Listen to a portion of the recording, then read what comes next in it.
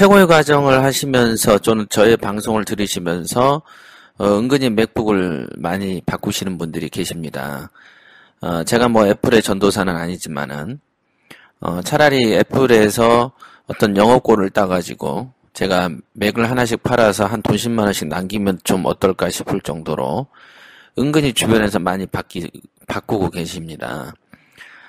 우선은 물건을 검색하는 데 있어서 장비가 중요하다고 했고, 여러분들이 갖고 있는 노트북이든 뭐든, 기왕이면 노트북 체제를 갖추는 게 좋고, 장비가 후줄근하는데 좋은 성적을 거두긴 어렵겠죠. 그런 겁니다. 그러니까 뭐, 어차피 그냥 노트북으로 해도 상관은 없고, 대부분 데스크탑을 이용하시는 분들은 뭐 그러든지 어쩌든지 어차피 한정된 물건을 가지고 사고 팔고 할 것인데 뭐가 문제냐라고 생각하실지 모르지만은 결국에는 모든 것은 위기에서 드러나지요.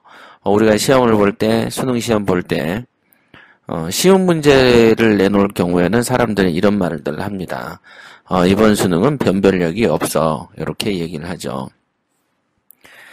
그러니까 1등을 하나, 10등을 하나, 100등을 하나, 성적 차이가, 뭐, 평균 점수 차이가 1점밖에 안 나면, 어마어마하게, 한 문항 차이로, 거기서 뭐 몇 등, 몇백 등까지도 모여 있으면, 그걸 변별력이 없다, 그러죠.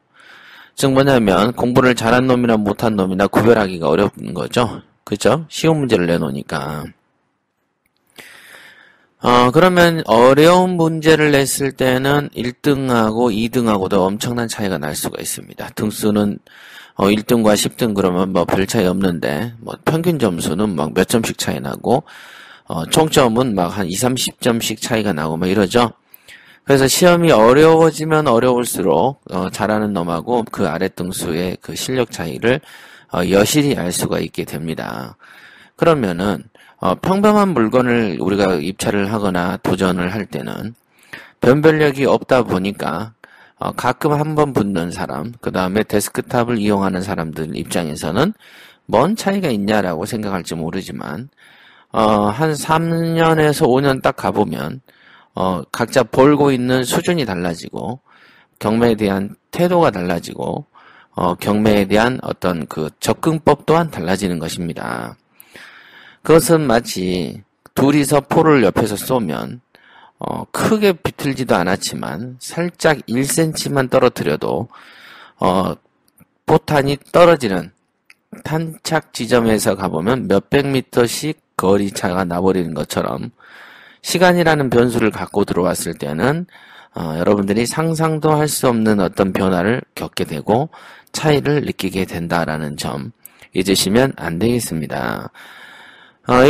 이런 것은 생활의 지혜죠. 굉장히 어려운 깨달음이 아닌 것이 여러분들이 지금 동창들 생각해 보십시오. 학교 다닐 때 같은 반에 다녔던 동창이 현재 어떻게 살고 있는지 그 당시에 반에서 1등 하던 놈이 역시 삶에서도 1등을 하고 돈을 벌고 있는 것인지 아니면 뭐 대학 때 어버이 같은 애들이 하나 있었는데 그 어버이가 현재는 돈을 잘 벌고 사장 소리 듣고 자기는 이곳저곳을 옮겨다니면서 이력서를 여러 장 쓰고 있는 모습을 발견하면 그런 모습을 발견하는 건 쉽죠.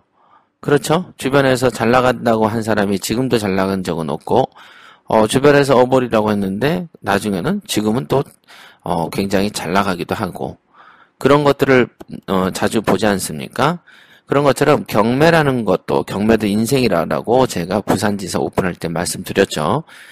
그래서 경매에 임하는 자세도 우리의 인생을 살아가는 자세처럼 여기셔야 된다라고 제가 분명히 말씀을 드린 바가 있습니다. 오늘 오전에는 이제 한 PT분께서 올려주신 질문 거의 뭐 20가지가 넘었었죠. 그거에 대한 짤막한 설명들을 해드렸고요. 지금은 이제 좀 짬이 나서 제가 또 방송을 해드리겠습니다. 이거는 팟빵에 있는 질문입니다. 자, 읽어보겠습니다. 자, 안녕하세요, 선생님. 요즘 주변에서 단풍놀이도 뭐다 하면서 놀러가기 바쁜 이때 도서관에 처박혀 경매 공부하는 경매 초보입니다. 시세 파악 관련하여 궁금한 점이 있어서 이렇게 넷상으로나마 질문 드리오니 시간 나실 때 보시고 답변 부탁드릴게요. 제가 아는 선에서 시세 파악은 일단 주변 부동산 중개소에서 자료를 수집하는 것으로 알고 있습니다. 더불어 개별 공시지가나 개별 주택 같은 것도 알아보는 것도 시세 파악 시 활용할 수 있는 자료 드릴까요? 이렇게 물어봤네요. 전혀 관계없습니다. 예. 시세 파악 부분 관련해서 혼란스러운 게 너무 많습니다. 이 부분을 어떻게 처리할지 항상 의문입니다. 그리고 개별 주택 가격하고 감정가하고 참고 좀 하려고 하는데 서로 갭이 엄청 크네요. 개별 주택 가격은 무시해야 하나요? 또한 평당 단가를 확인할 때 감정가에서 그냥 건물 면적의 평수를 나누면 되는 것인가요? 아니면 토지 면적을 나누는 것인가요? 그렇지 않다면 감정평가 현황에 나오는 토지와 건물을 구분하여 각각의 금액에 대해서 해당되는 토지 면적과 건물을 나누어야 하나요? 궁금한 게 너무 많아서 이렇게나마 질문 드린 거 죄송하게 생각합니다. 혼란스럽습니다. 그럼 안녕히 계시고 즐거운 주말 보내세요. 요새 단풍이 못 있는데 단풍놀이도 꼭 가세요. 예. 이렇게 글을 남겨주셨습니다. 자, 우리가 지금까지 이제 최근에 우리 PT 동영상, PT 질문에 대해서 제가 맛보기 형태로 알려드렸습니다만은, PT에서 나온 것처럼 우량 물건을 검색할 때 물건을 검색을 그 기법대로 하면 얻어지는 다양한 효과들에 대해서는 여러분들이 모르실 거예요. 제가, 방송에서는 그런 거를 밝히지 않았습니다. 하지만 그 과정을 거치면 분명하게 눈이 터지는 게 있고, 얻는 게 있습니다. 묘용이라고 하죠.